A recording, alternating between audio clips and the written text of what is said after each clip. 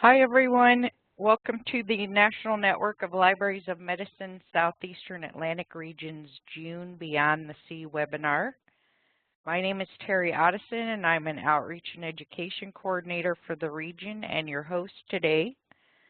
Today's speaker, Colin Khem, will give us an introduction to Tableau, a powerful tool for data visualization. But before we begin, a few housekeeping details. Please put any questions that occur to you as we go along in the chat box, and I will relay them to our speaker, who will take them as he goes and at the end of the presentation. There are no slides today, but the recording will be available hopefully by next week. And I will also be posting a link to the webinar evaluation survey towards the end of the webinar today. And to receive your CE certificate, you will just answer yes to the survey question as to whether you are interested in the certificate, and you'll be given information on how to obtain it. Our speaker today is Colin Khem, and he is the Business Intelligence Analyst for Prince George's County Memorial Library System and has been leading the project for implementing Tableau statewide for public library organizations in Maryland. He is part of the Maryland LibStat group that is working to define and standardize statistics for Maryland public libraries. He has also presented on the importance of the concept of data, business intelligence, and collection methodology at expos like MD Tech Connect, conferences like The Collective, and as a guest speaker in MLIS classes at the University of Maryland and various library-related administrative meetings throughout the state. So welcome, Colin, and thank you for speaking with us today. And I will now pass the presenter ball to you, and you can begin.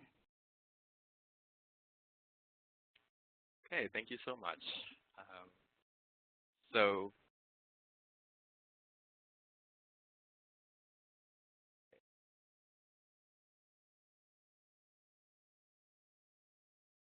Sure, I have.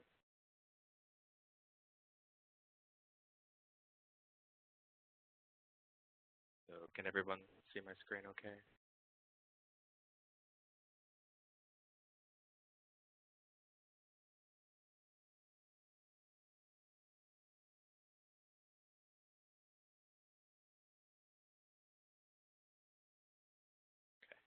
So thank you so much, Terry and Tony, for having me. This webinar is primarily going to be a tech demo. We're going to be showcasing the features and usage of Tableau and how public libraries are currently using this tool throughout the state of Maryland. There's going to be a lot of information presented today. So if you have any questions, like Terry said, please feel free to ask them at any time in the chat. I'll take them as they come and at the end of the session. So I am the Business Intelligence Analyst for Prince George's County Memorial Library System. I'm responsible for collecting statistics and data, compiling reports, and standardization validation. The retooling of our positions to be more business or data-oriented marked a cultural shift in the way that our libraries are operating. Sorry, I see that it's hard to hear me. Can you hear me better?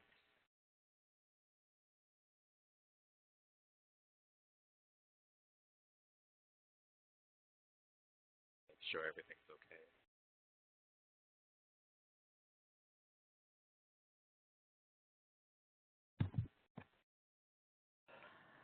Colin, can you just speak a little bit louder, please? Okay.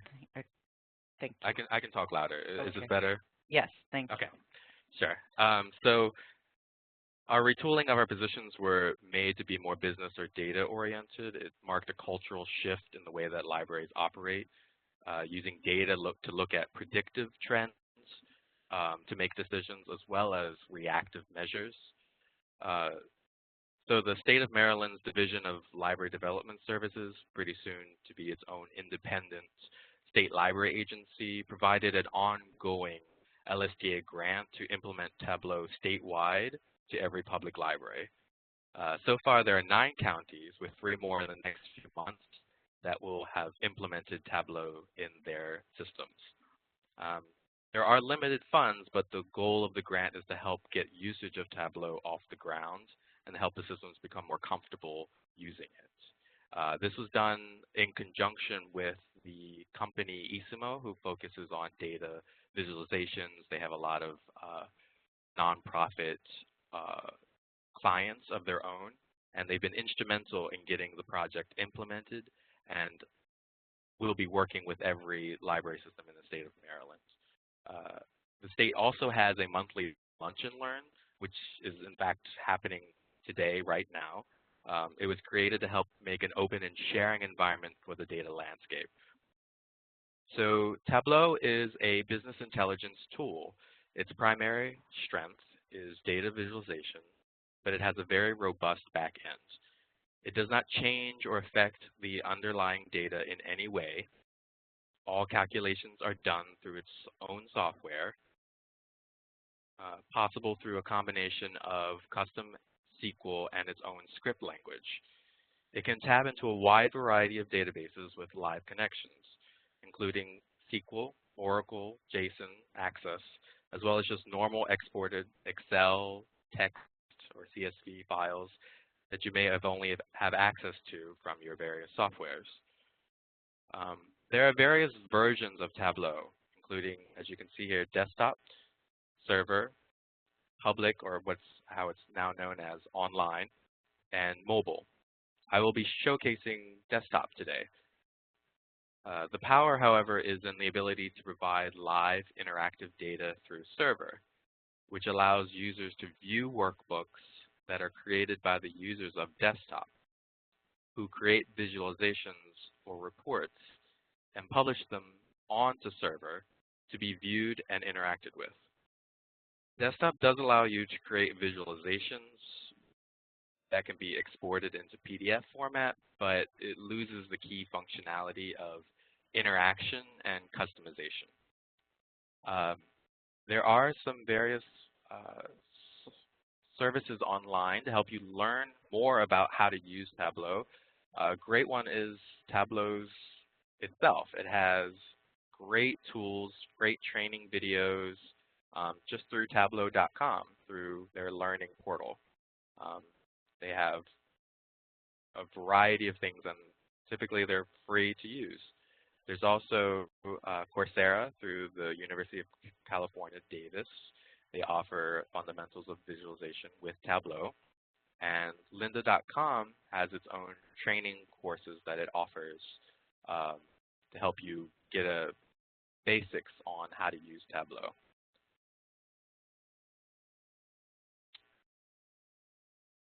So as you can see here, this is the startup screen for Tableau.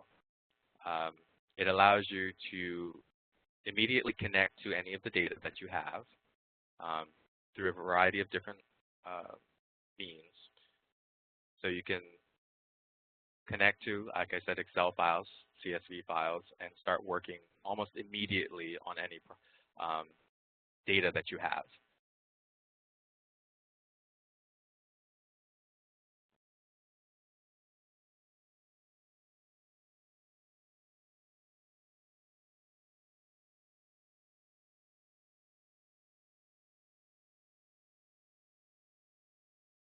So this is our KPI dashboard.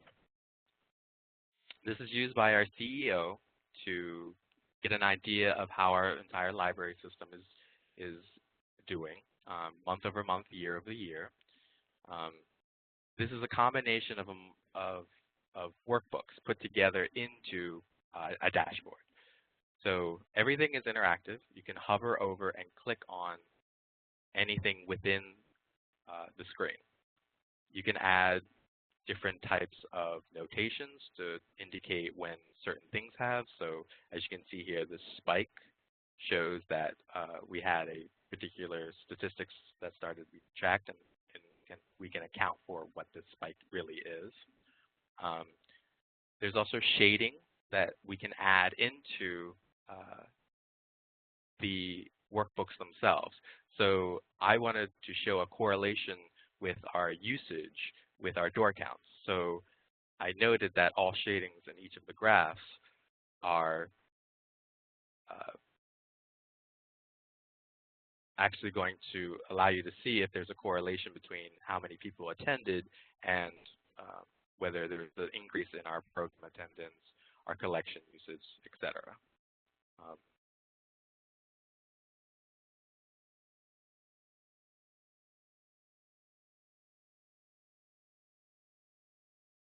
This was a mapping feature. Tableau has a very powerful built-in mapping feature that allows you to pull in data and layer on top of it various types of information. So we've mapped out our branches. This is, of course, Prince George's County. We've separated our branches into various areas, northwest, east, central, and south. We've also color-coded them so that it's easy for people to actually make connections with color. And that's a very powerful thing to do, especially if you're trying to relay information easily and quickly. So if you standardize across all of your workbooks, this is a good way for staff in particular to see how their area is doing. And everything, again, is interactive. If you click on north, just the north areas will be highlighted. So we can see here demographics across these zip codes. We have a percentage of African American, percentage of Hispanic, percentage of female, and percentage of male. This will be used in conjunction with our other data to let us see how we can best utilize our branch staff, for example, when they go out on outreach to these different areas around their branches. And it will let us see exactly what we can do and what we can offer and utilize our resources in the best way possible.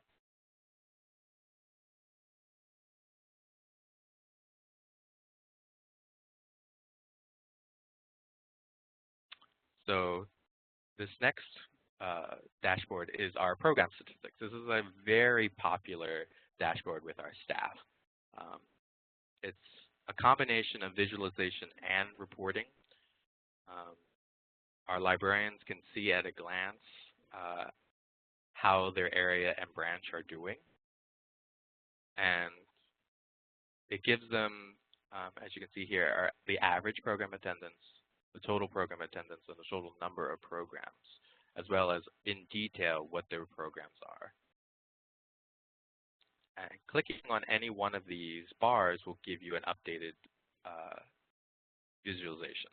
So clicking on this particular branch will allow us to see what in that branch was done for these filters here.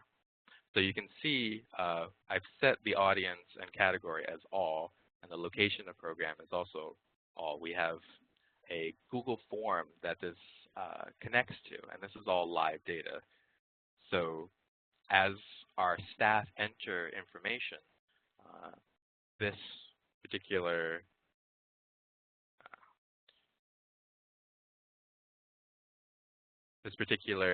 graph will be updated.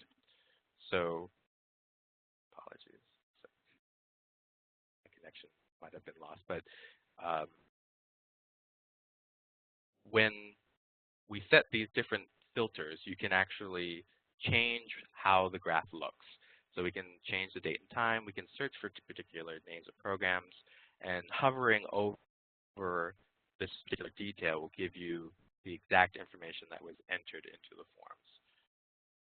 And this is a good way for our branch staff, especially supervisors, to make sure that their reporting is accurate, but also that they're on the right track for what they're trying to do in their particular area or their particular branch locations.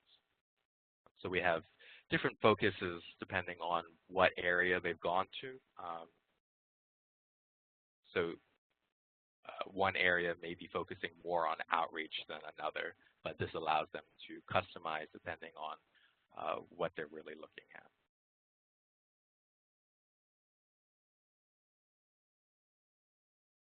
So our next slide is our self-check. We have a goal for our library system to get 80% self-checkout. And this is actually our most popular report because our circulation staff get to see a live report of their percentages. This report gives them the ability to check as often as they'd like. And it gives them a lot of agency because it tells them at any moment how they're doing and what they can do to pivot towards having a higher self-checkout. We actually have two branches that are in direct competition with each other. The Greenbelt and Laurel branch are in fierce competition that they want to beat each other, and it really drives up their numbers, as you can see, that 98 and 97% self-check alone this month. This is a great visualization because it gives you a lot of information all at once. It tells you how many checkouts total are happening, the percentage of self-check versus a circulation or an information desk. It gives you a combination of north, east, so you can see the areas overall, and it gives you the system totals at the bottom here. So this is a slightly dense dashboard. However, it gives you plenty of information all at once without needing to look through a lot of very dry Excel sheets or reports. This is a direct connection to our ILS. We use Polaris in Prince George's County. So like I had said, this data is actually can be updated live. Every time our staff open up this particular report, it updates in real time. So it really gives a lot of agility to the organization and to make changes quickly since we can get data so readily. And it's a pre-created report, so there isn't fooling around with different settings and things like that. But this does allow you to change the dates that you're looking at. So you can look at the previous month. You can look at the last 3 months, depending on what you need to look at. And this gives that tool to the staff themselves.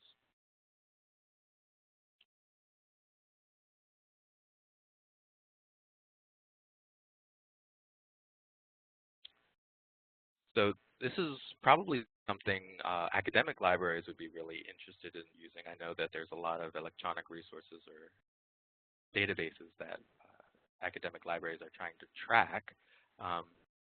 This is a compilation of all the data from all of our vendors, and this tracking can be a little complex because, as you're probably aware,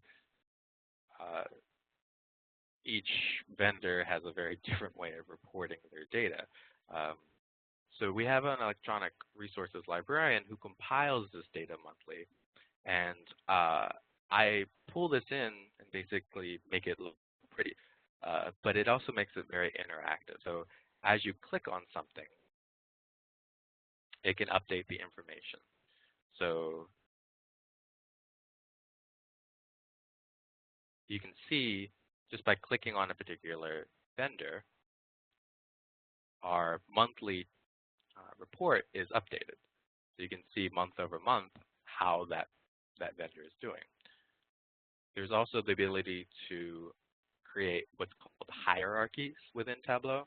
So you may have one vendor that has a number of different resources within that vendor.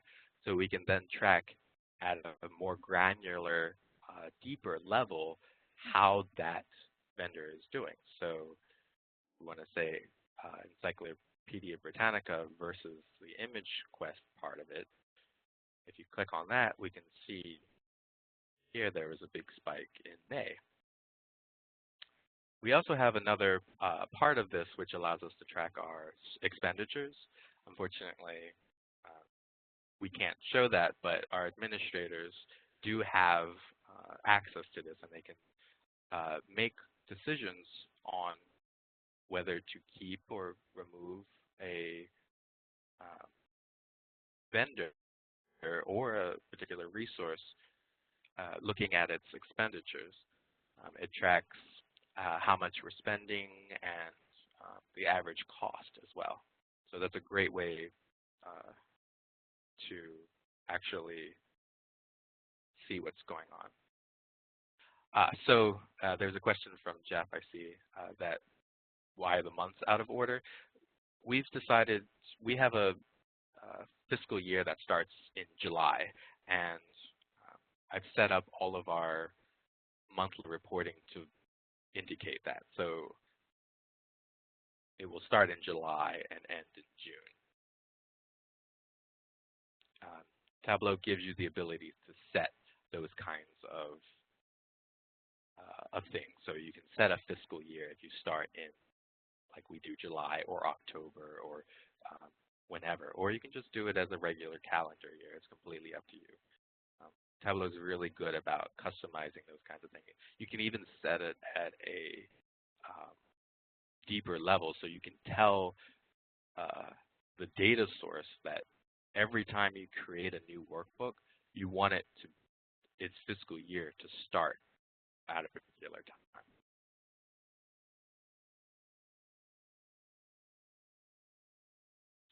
Oh, you're right. I may have you can also, okay, so you may be able to manually adjust the months, and that may have been actually what happened here.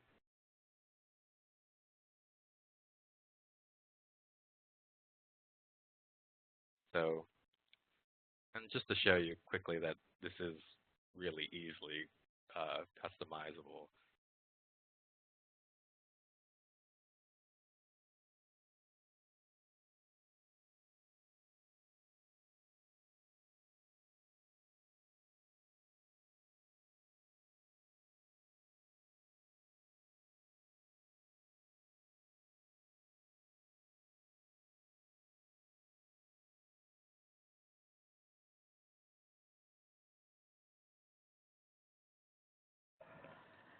And Colin, you had one more question about what value did the ERL choose for data aggregation?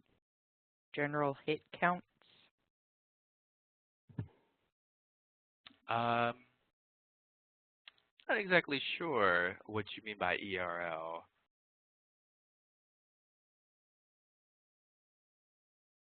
We'll see if Edie can put that electronic resource. Okay, I see. So yes, there's also, right, we have a variety of different ways we're tracking this information. We use both like checkouts and downloads, but we also do view counts. And I know there's that, well, what do we use to standardize with? You can see here,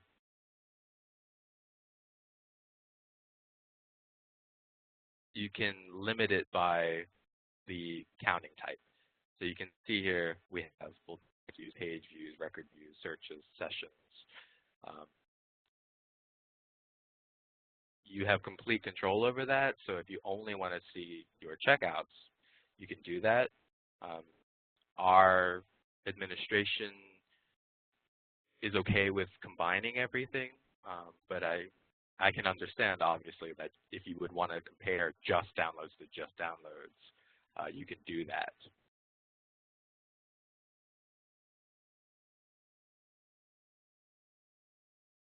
I mean, everything, like you can see, is very customizable, and you can do them on the fly.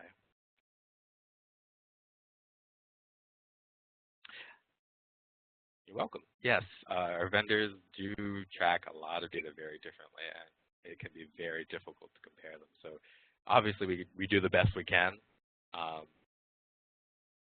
to really try and compare them, but this will give you the tools to do that if you really need to compare apples to apples. I had a feeling that this particular one would generate some questions. Sure, I can share that, no problem. So it's actually something that you do within the date counts. So underneath the default properties, you can see here, you can set the data source to be the fiscal year starts whenever you want it to start.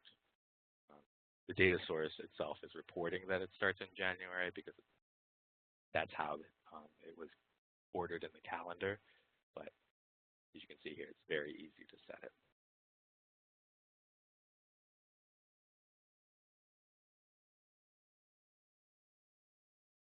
You do have to make sure that the dimension is a date. Sometimes the data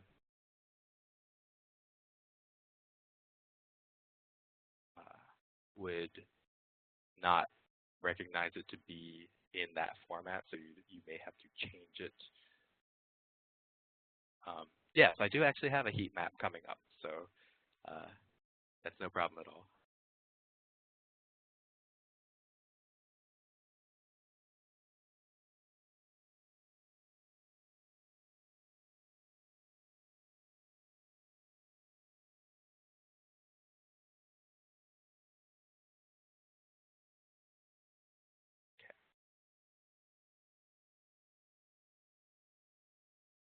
All right, I think the next one is actually a heat map, so that's perfect. Great segue. So this is our a very specific customized report that I created for one of our youth services librarians. Sorry, can you still hear me?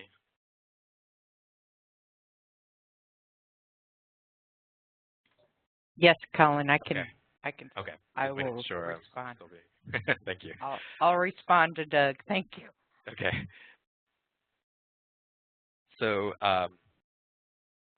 we have brand new materials that we created in our library system. They're backpacks that combine a variety of different materials, books, activities, and they're all based around a theme. And our early literacy specialists wanted to know which one of them was really popular because they've been asked to create more or duplicates. And so this is the way I had structured it within the ILS to give us this report that they can pull up at any time, and it'll give them updated information, again, live. So we can set the call number, the title, and then we can also see here month over month its popularity. We have a grand total here, so you can see right here, Busy Bugs and Moving are very popular kits, and immediately the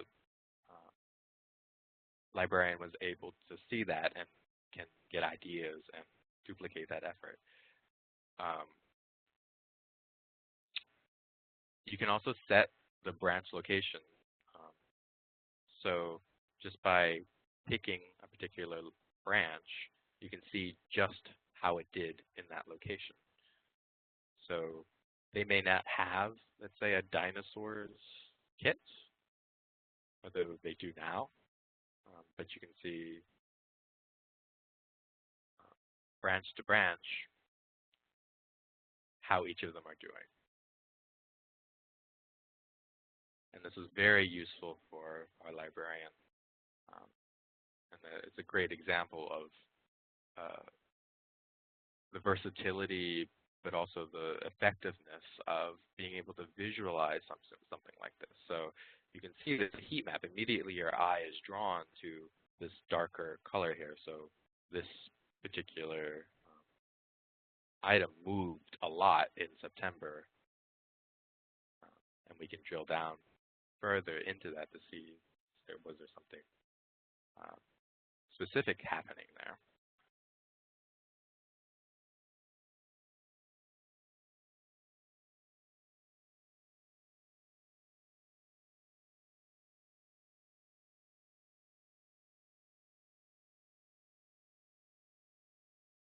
So this is our checked out versus available. It shows our managers and administrators at a glance how many items the ILS is reporting at a branch. It compares its, as you obviously can see, checked out versus available. The general goal, of course, is to make sure that about a third of the branch's items are out at any one time. And the branches themselves can see whether they need to, say, work on weeding or merchandising to help out with these percentages. So this is another great way of really showing all at once comparisons and what are the actuals versus the percentages. So they're side by side. So you can see a very large collection may have a lower percentage because of that, but being able to see both is really informative and can help out with those specific things like weeding.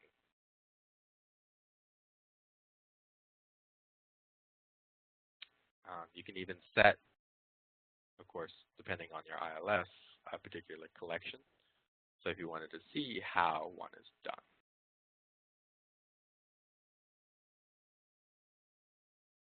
You can do that. So there's a question, how do you export a static image for a manuscript? Is this possible? Yes. So by publishing,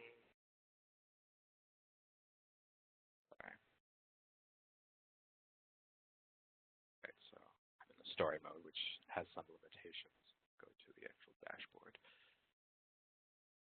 You can export the image of a dashboard. The image, of course, is just whatever that particular moment in time. It's just like a snapshot of it. But you can even do it as a Excel crosstab, or I think PDFs are possible as well, depending on what the data is allowing. So you can even, as you can see here, export it as an Access database. So it'll pull that data from the data source and then export it back out again. There may be various reasons to do that, but obviously it's not necessary.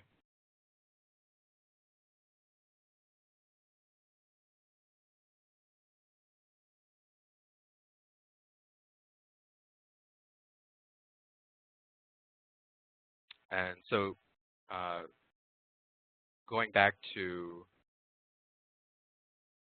the collection-specific information, setting it for one particular collection within the ILS will let you see how they're doing within that collection. So this is adult nonfiction across all of our branches.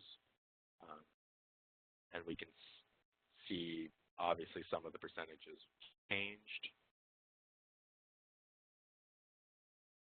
And the collection size has changed as well.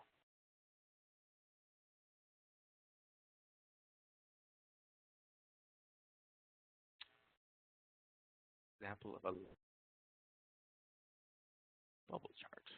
I actually don't have a bubble chart. I do have a line chart. So the KPIs had some in here I can show you. And I may be able to create a quick bubble chart, but they're not one of my favorite ones to go to, but they do obviously have their usages. So this is a really easy line chart. You can get data points put onto it. You can see here trends. You can change the axis around. Um, sometimes I don't want to always include a 0 so you can see bigger variances. Um, this shows you here how that can be done. Tableau is good about line charts too because you can see trends easy this way. It'll give you a band of confidence, show you over time how this is doing. It even gives you an R value, P value.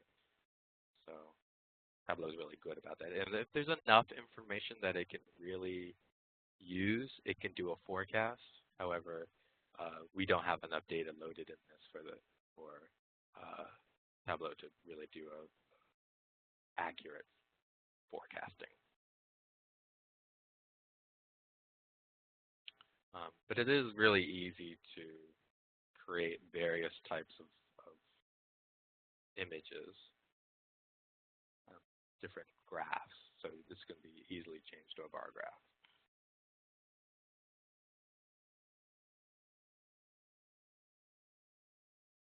Or sort of like a scatter plot.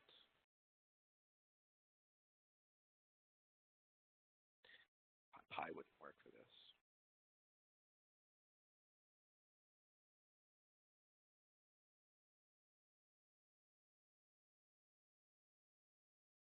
And as you can see here, by changing it within the workbook, it changes in my dashboard. So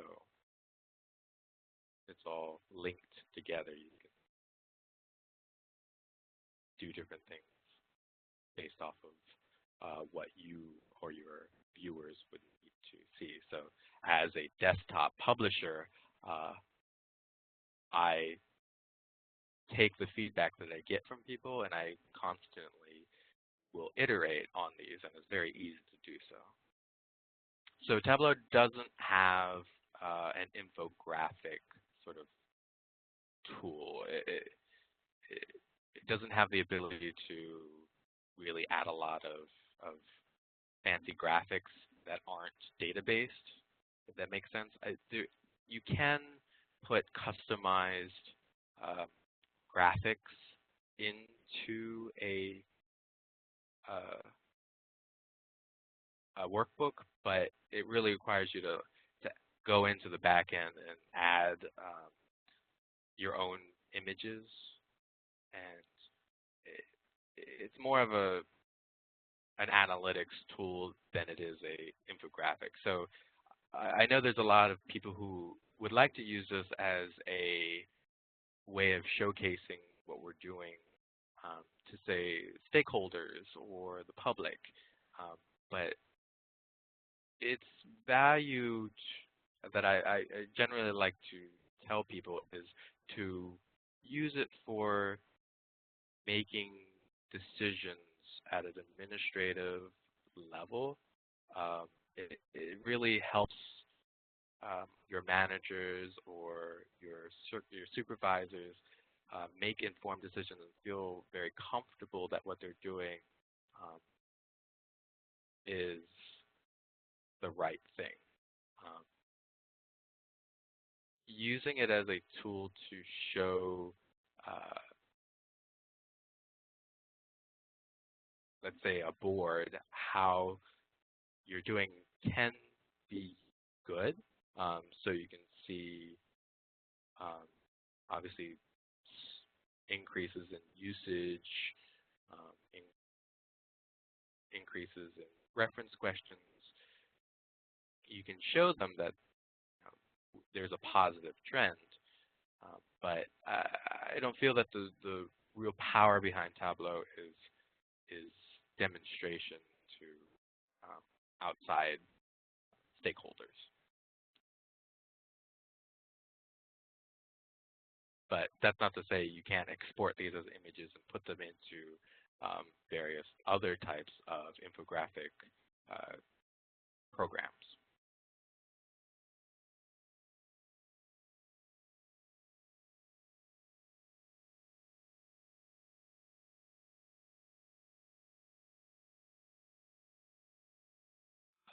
So this is another report here that shows the real versatility of Tableau in my mind. This is a really high-level report that allows staff to see the distribution of items across our system and their age. So we're a floating collection. So our items can pool in different locations. It'll allow users to really see where they're located. So if you're looking for a particular call number area and where we can send a customer to, you can really see sort of at a glance. It also shows you the age. So this can both help with weeding and with directing customers to the correct locations to get more items. And there's lots of filters here to help out with that. There's another question. Can it interact with Excel to create a pivot table? Yes, it can, sort of. So it can create a pivot table that's only used within Tableau itself. So again, nothing that Tableau does will affect the underlying data. So you may create a pivot table in Tableau, but the Excel sheet that you've connected with will still be exactly the same format that you pulled it from. I actually have the electronic resources is a pivot that I've done within Tableau itself.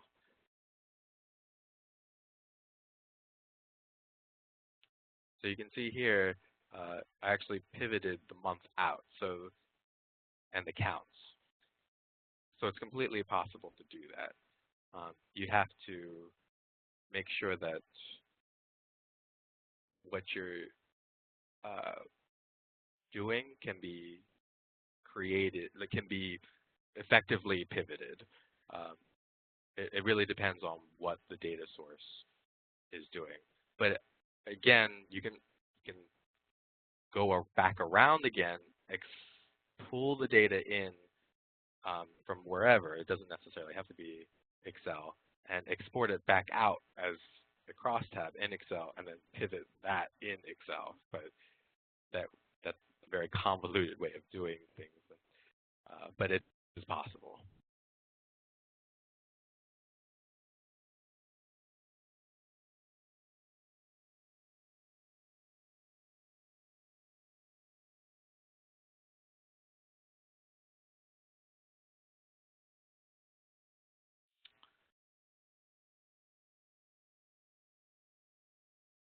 Tony asking, is it possible to show an example of your approach when you upload the data file to Tableau and how you would decide the best graphic to create from the data set? Sure, I can do something really quickly. I'm going to work with the program stats because I'm really familiar with that. So we'll start from a new data point.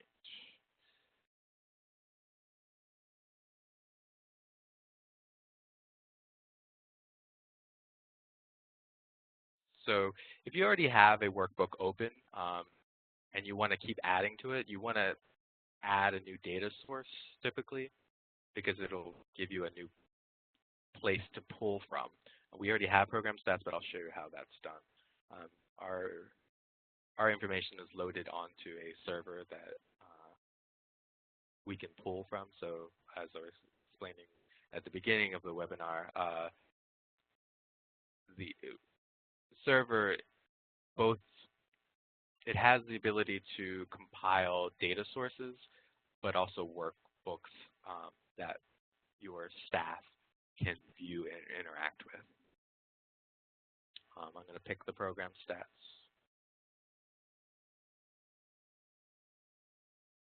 And you can see there's two different ones now. It's just working as a duplicate. So you can see we have a lot of dimensions. We have a lot of measures. I created some custom sets here as well. But my personal workflow may be different from most people.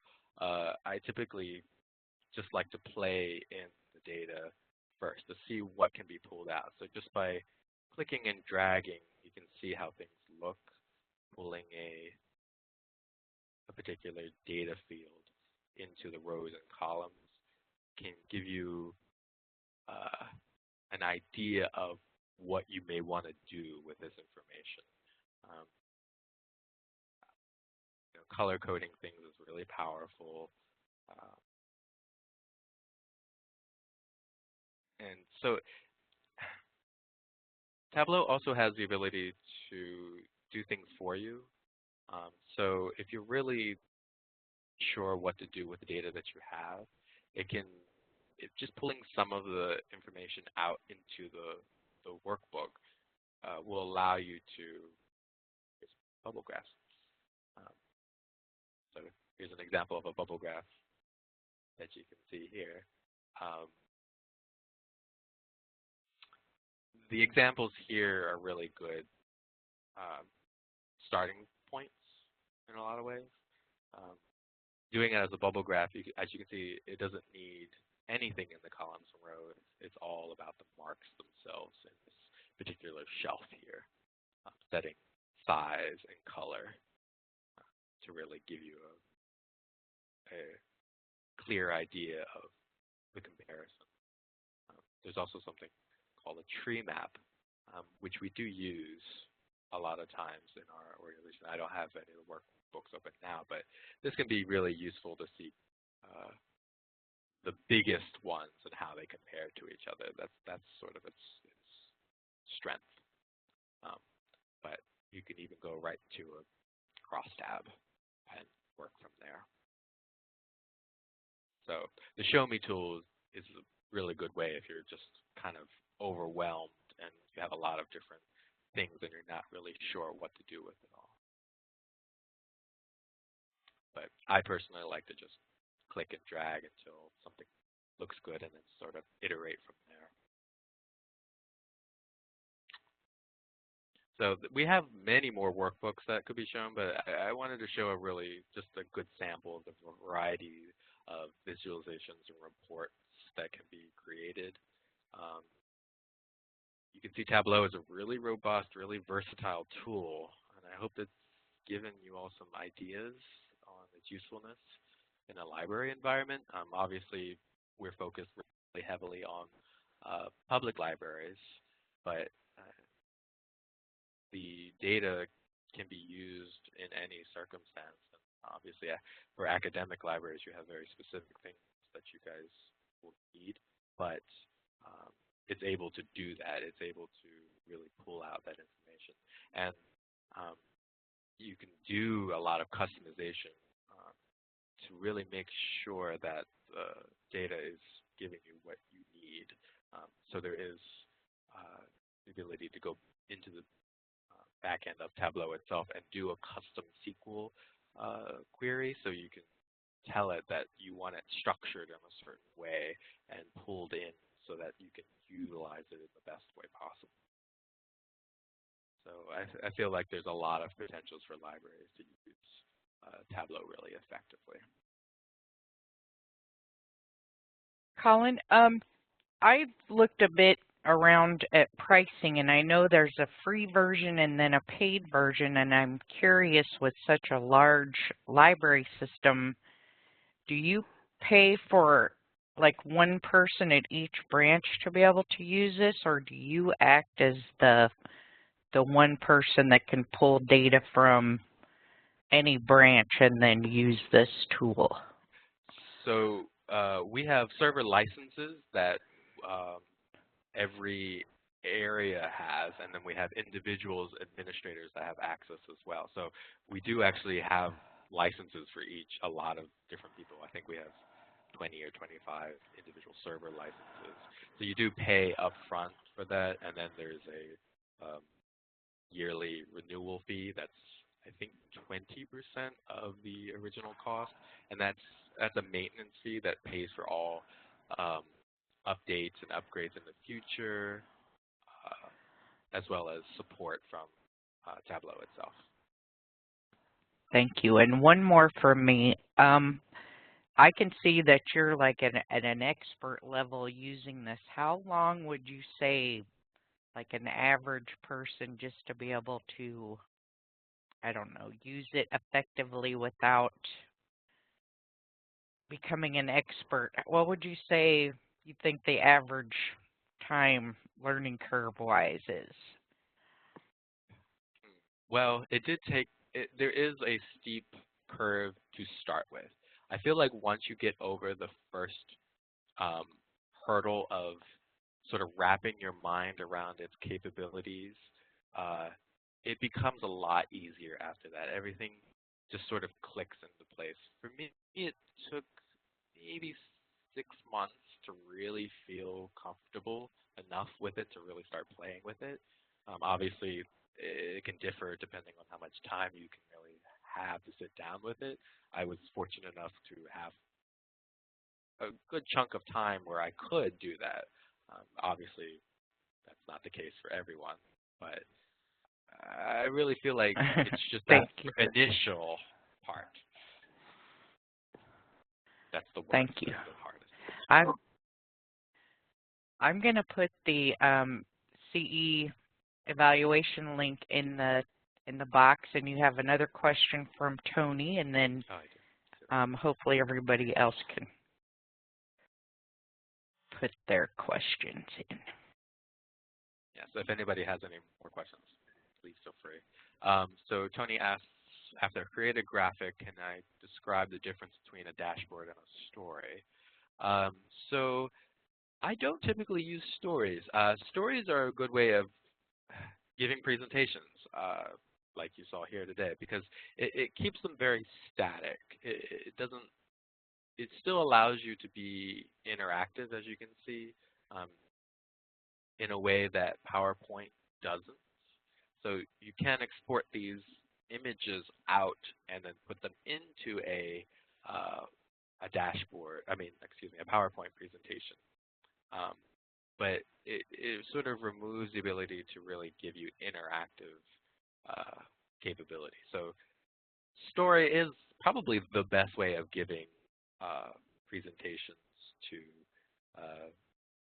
stakeholders or board members, because it's a sequential kind of thing. It like the name sort of says, it allows you to tell a story.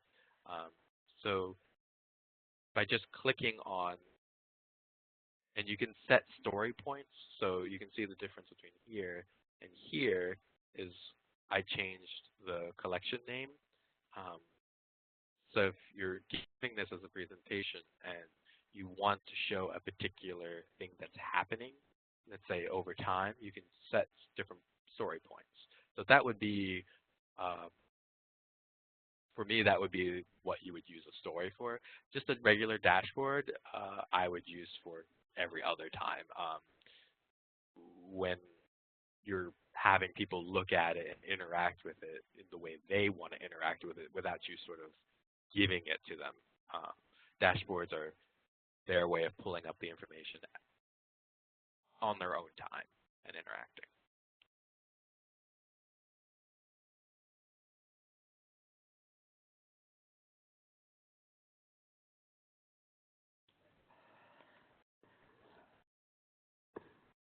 So there's another question about Tableau tutorials. I'll go over that one quickly again. At the beginning, I mentioned that we have great tools from Tableau.com.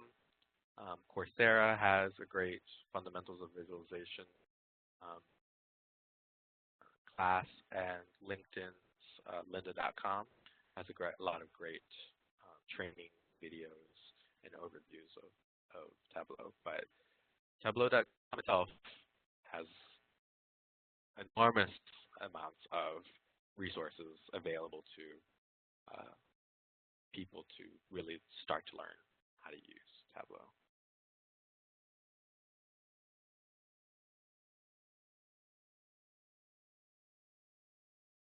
Is there a redeem code? Oh, I guess that's for you, Terry. That's for me. I'll put that in the chat box. I'd like to also ask if there's any other questions, so people can either, continue to type those in, and I will put the code in. I want to make a plug for our July webinar, which is an NNLM Resource Picks webinar on PubMed Health, and that's on July 26th at 3 p.m. And we have a thanks from Doug. Thank you.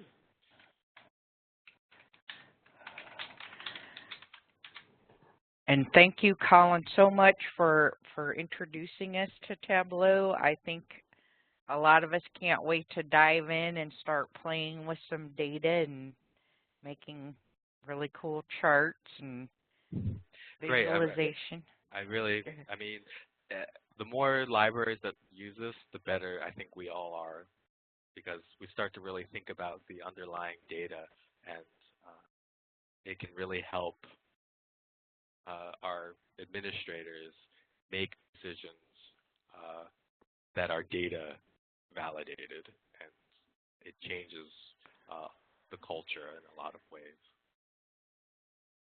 And as you said, it's so much prettier than an Excel chart where you have to do a deep dive. It's a nice way to see it. People really react very positively to these. They're very pretty charts. I mean, there's lots of ways of interacting with color and size and shape that I think that, there's a lot of human sort of connection with data that you can't do with just a spreadsheet. Absolutely. All right. I want to make one last call for questions, and thank you again, Colin, so much for providing this for us. I think there's a lot that we can do and a lot of different applications we can use this for, so we really appreciate it. Thank you for having me.